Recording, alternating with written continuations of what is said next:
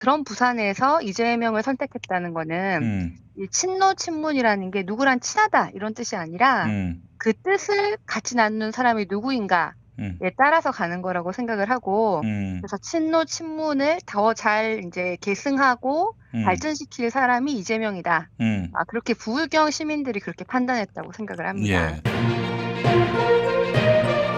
최지은의 오늘. 네, 더불어민주당 부산 북강서울 지역위원장이면서 이재명 캠프 국제대변인인 최지은 위원장님 나와 계시죠? 네, 안녕하세요. 최지은입니다. 네, 부산에 지역구가 있으신데 지난 주간에 부울경 경선이 있었습니다. 이재명 그렇습니다. 후보가 55.34%. 네, 상당히 높은 득표율로 이재명에게 승리를 안겨줬습니다. 네, 지금까지 경선이 진행된 곳 중에서 아마 음. 제주도 다음으로 두 번째로 높은 곳이 부울경이었습니다. 네, 그렇습니다. 네, 그 부울경은 또 게다가 이 이낙연 캠프 쪽 그 핵심인 의원이 또 지역구로 있는 곳이라서 네, 그래서 이 뭐 승리하기 쉽지 않겠다, 낙승하기 쉽지 않겠다 이런 생각을 했었는데 아주 뭐 사실상 압도적인 승리를 했다고 봐야 되지 않겠습니까?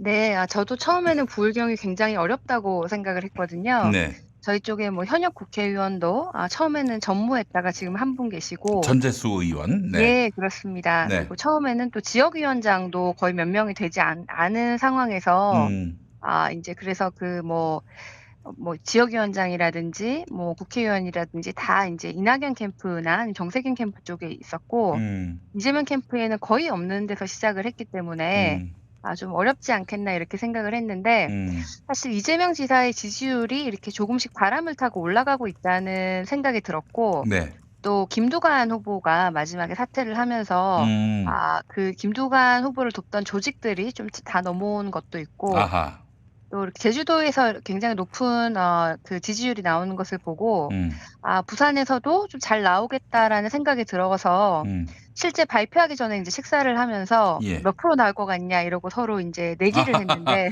그랬어요. 예. 제가 55%를 맞춰가지고 지금 다른 분들이 점심을 사게 생겼습니다. 그래요. 딴 네. 분들은 어땠습니까? 그보다 많이 했습니까? 그보다 적게 했습니까?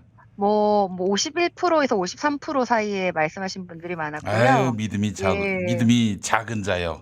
예. 그런데 인제 부울경에서 이겼다는 것은 한 세 음. 가지 의미가 있는 것 같은데요. 네.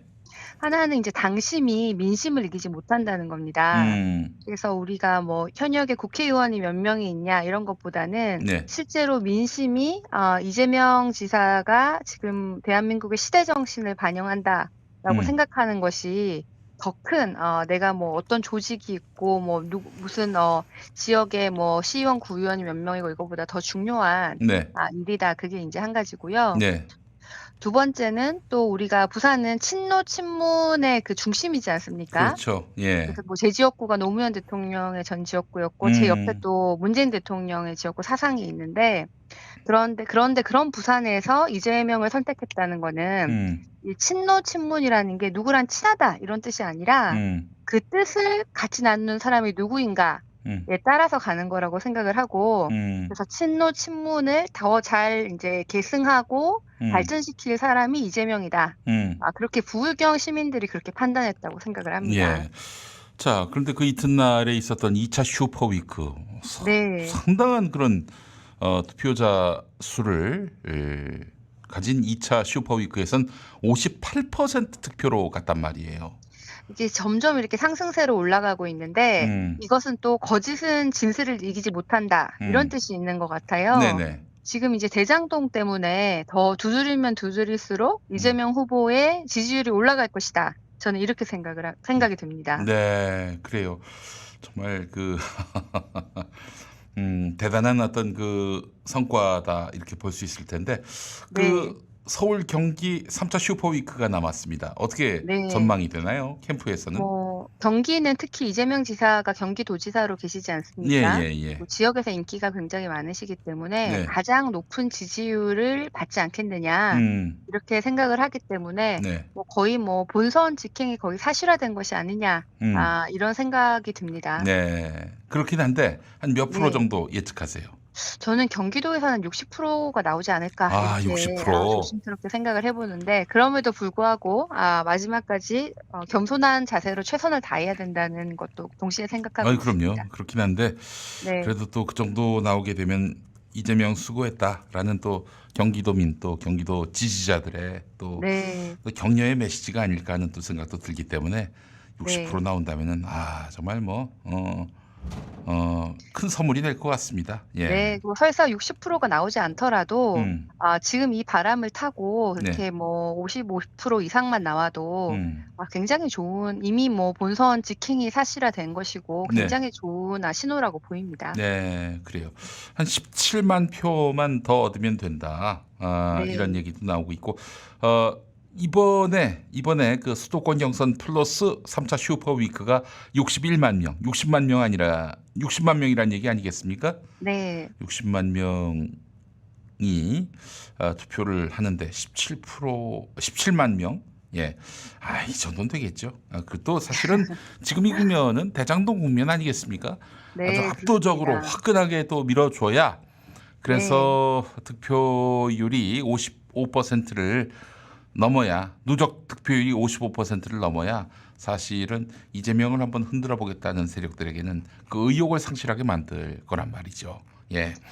자, 그래서 서울 경기 지역의 결과도 주목되는 바인데 서울은 뭐 상대적으로는 좀 약하지 않을까? 그보다는 뭐 많이 나오는 것은 기대하기 어렵지 않을까? 또 이런 전망도 있는데 또 지켜봐야 되겠죠. 자, 네, 부산에서 55%가 넘었다는 것은 네. 서울도 충분히 가능하다고 보입니다. 그래요? 네. 알겠습니다. 자, 그 대장동 이슈와 관련해서 또 경제 전문가이시기도 한데 우리 최지은 대변인께서 지금의 이런 작금의 논란들, 그 유동규 씨의 구속으로 인해서 더욱더 지금 시끄러워지고 있는데 이거 어떻게 보고 계세요? 뭐 사실 중요한 것은 이 대장동이 지금 이재명 지사한테는 오히려 호재로 작용하고 있다는 좀 그러고 것이거든요. 있어요. 참 특이하게도. 예. 악재가 이제 돼야 이것을 하는데. 예. 네, 더 얘기하면 할수록 이재명 지사는 일을 잘했고 국민의힘은 부패와 비리에 연루되어 있다. 이런 메시지를 점점 주게 되어서 네. 오히려 호재가 된다고 생각을 하고 네. 사실 이제 국힘 게이트라고 우리가 그렇게까지 부르는데 네. 당시가 박근혜 정부였고 네. 지금까지 연루되었다고 의혹이 제기된 사람들은 대부분 국민의힘 쪽 인사입니다. 그렇죠. 그리고 뭐 7년 일하고 50억을 받은 신입사원, 뭐 곽상도 의원의 아들이라든지 이런 사건들은 사실은 정말 국민들에게 소외감을 특히 2030 세대들에게 박탈감을 주고 있죠. 그럼요. 예. 동시에 이 국민들이 지금 이재명 지사는 비리에 연루되지 않았다. 이런 신뢰가 있습니다. 이재명 지사의 청렴에 대해서 신뢰가 있는 상황에서 이것을 아무리 이렇게 떠들어도 이렇게 아무리 이것으로 공격을 해도 오히려 지금 지지율이 올라가고 있는데 유동규 이분이 뭐 지금 어떤 잘못이 있는지 아직까지 구체적으로 판명이 안 되었지만은 네. 설사 그렇다고 해도 네. 이 책임이 이재명 지사가 아니라 그 유동규라는 그 개인의 잘못으로 그렇게 인식되고 있고 네. 사실 이 책임을 이재명 지사한테 돌린다는 것은 국민의힘이 지금 그렇게 굉장히 몰아붙이려고 하고 있는데 네. 이것이야말로 이중잣대죠. 만약에 같은 기준이면은 같은 논리면은 곽상도 의원이 당대표로 있는 이준석 대표도 사퇴를 해야 되고 그렇죠. 예. 손준성의 검찰총장이었던 윤석열 후보도 사퇴를 해야 되고 가짜 뉴스를 쓴 기자들의 언론사들은 다 폐쇄를 해야 됩니다. 그렇죠. 예. 그 수많은 그 간부들 중에 한 명이 그렇게 개인 비리에 연루를 됐다고 그래서 이재명 지사한테 그렇게 총기를 거두는 것은 그러면은 뭐 대한민국에 무슨 일이 있을 때마다 대통령이 사퇴를 하셔야 되는 겁니까? 그러니까 이제 이들의 인식 기저에는 이재명이 공범 아니 이 몸통이다 이런 인식이 깔려 있는 거예요. 그러니까 유동규가 잡혔으니 몸통인 이재명도 당연히 대가리 박아야 되는 거 아니냐 이런 얘기죠, 사실은. 그럼 곽상도 의원의 아들이 50억을 받았으면 음. 이준석 대표까지도 그런 몸통이라고 해야 되는 같은 논리고 근데 이제 사실 또 걔네들에 예. 대해서는 또 이준잣대가 있는 거죠. 이준잣대. 그렇습니다. 예. 예. 그런데 이게 인제 이렇게 아무리 해도 음. 지금 이재명 후보의 지지율이 올라간다는 것은 음. 국민들이 그 이재명 후보에 대한 그 음. 청렴, 음. 부패는 하지 않았을 것이다. 일은 잘한다. 이런 인식이 바뀌지 않는다는 것을 얘기를 하는 거고요. 예. 오히려 대장동 이 사건 이후로 음. 이재명 후보가 정말 일을 잘하는 후보다라는 게 더 각인이 시켜지고 있는 것이 네. 그동안 과도한 민간 개발이 있었는데 우리가 음. 과도한 민간 개발의 이익을 다 음. 민간이 가져갔는데 네. 그것을 우리가 잘 모르고 있었는데 네. 이것을 공공으로 환수한 거의 유일한 예가 대장동이었다. 글쎄 말이에요. 아니 이것을 그 전무후무예요. 예. 네, 오늘 뭐 기사에 보니까 음. 2000년에 도시개발법이 시행한 이후에 200여 건 이상의 도시개발이 전국에서 진행됐는데 이에 따라서 개발 부담금을 부과된 것은 5%가 안 된다고 합니다. 네. 그리고 환수 금액이 지금까지 다 해서 2천억이 안 되는 걸로 알고 있는데 대장동 하나만 5천억이 넘었거든요. 네. 그러니까 지금까지 20년 동안 우리가 환수한 모든 대한민국의 모든 그 민간 개발 이익 환수보다 대장동 하나가 두세 배가 많았던 거예요. 그렇죠. 예. 그러면 오히려 그동안 왜 민간 개발을 그렇게 환수하지 않았냐 이것이 문제지 환수한 사람을 뭐라고 하는 것은 말이 안 되는 것이죠. 적게 환수했다 이런 얘기인데 아니 적게 환수하게 만든 자들이 국민의힘 아닙니까? 네. 그리고 사실 지금 이 국민의힘 이번에 대장동 사건은 저는 지난번에 부산시장 선거에서 굉장히 크게 다뤘던 LCT 사건이 그대로 떠오릅니다. 같은 얘기인데요. 네. 국민의힘의 정치 권력, 기득권하고 토건 마피아 세력의 공생 관계가 이렇게 보이는 건데 네. 정치권, 언론, 법조계 이렇게 카르텔이 항상 있었고 네. 그 카르텔의 중심에 주로 국민의힘이 있었고 이것을 민간 개발 특히 인허가를 이용해 가지고 처음에 네. 이제 가장 아주 싼 가격에 주택을 토지를 매입을 했는데 인허가를 해준 다음에 뭐 거기에 대한 커다란 시세 차익을 얻는다든지 이런 식으로 인허가로 인한 거래들이 많은 이익을 미쳤고 대부분의 그 인허가를 국민의힘에서 해준 경우가 많았고 토건 세력이 돈을 얻었고 그 로비하는 데서 언론하고 법조계가 네. 아주 밀접하게 관련이 있었다는 것이 LCT 사건에서도 보이고 대장동에서도 그렇죠. 보이는 것입니다. 예. 그래요. 일단 이 문제를 어떻게든 쟁점화해서 뭐 이런 얘기하는 인간들도 있어요. 지금 이번에 대장동 큰 건이 발견됐으니 경선을 연기하자. 아니 뭐가 발견됐는데? 뭐가 발견됐는데? 뭐 경선을 연기한다고 해서 뭐 결과가 바뀌지도 않고 뭐 심지어는 무슨 경선 불복을 할 것이다 뭐 이런 얘기도 있는데 그 가능성도 사실, 있어요. 그 친구들은. 그러니까 그런 생각 자체를 완전히 박살내게 하기 위해서는 압도적으로 이겨야 됩니다. 서울 인천 그리고 3차 그렇습니다. 슈퍼위크에서. 예. 그리고 우리가 압도적으로 이기는 것도 중요하고 또 그 이후에 지금 우리 그 민주 진보 진영이 똘똘 뭉쳐야 이제 겨우 이길 수가 있거든요. 우리가 네. 굉장히 쉽게 생각을 하지만은 지금 지지율을 가지고 네. 사실 우리가 서울 부산 시장 선거를 돌아봐도 서울은 보통 이긴다라고 처음에 생각을 했는데 그렇죠. 뭐 부산도 이길 수 있다 저는 이렇게 생각을 했는데 실제로는 결과가 굉장히 달랐잖아요. 그래서 우리가 우리 민주 진보 진영은 아주 똘똘 뭉쳐서 싸워야 되는데 우리 내부적으로 이제 본선에서 어떻게 통합할 것이냐 그런 좀 숙제를 가지고 있는 상황입니다. 네. 그래서 우리가 압도적으로 이기는 동시에 뭐 경선 불복이라든지 이런 것은 우리 당의 큰 어른이신 다른 후보들이 하시지도 않을 것이고 또 설사 또 후보들이 마음이 하나가 돼도 지지자들의 그 마음을 갖지 않는 것이 쉽지 않기 때문에 그렇죠.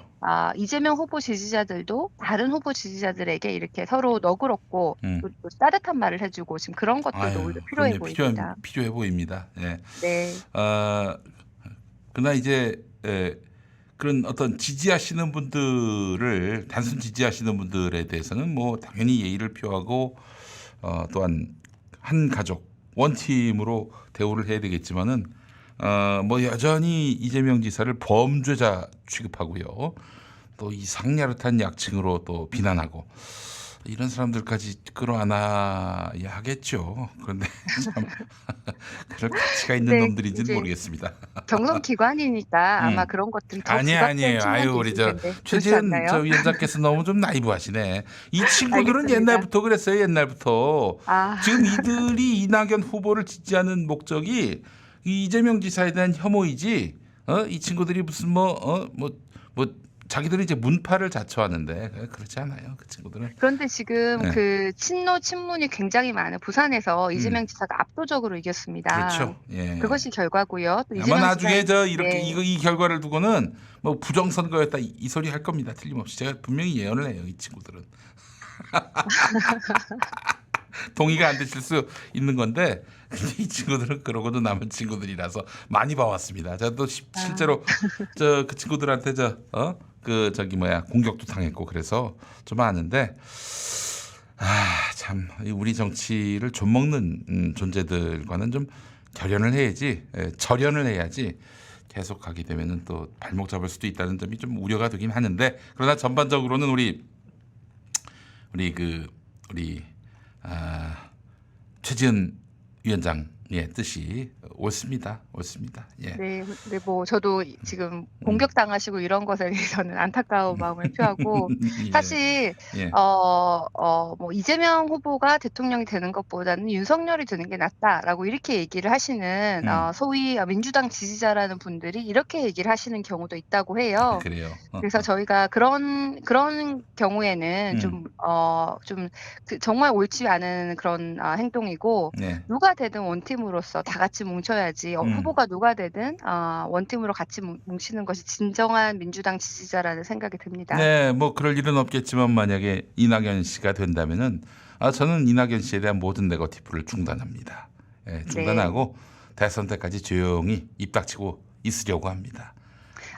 근데 많은 민주당 지지자들이 다 결국은 원팀으로 오실 것이라고 생각이 들고 그럼요. 또 우리 당연할 겁니다. 김용민 TV 이 시청자들도 그렇게 통합하는 역할을 해주시지 않을까 이렇게 생각이 듭니다. 네, 알겠습니다.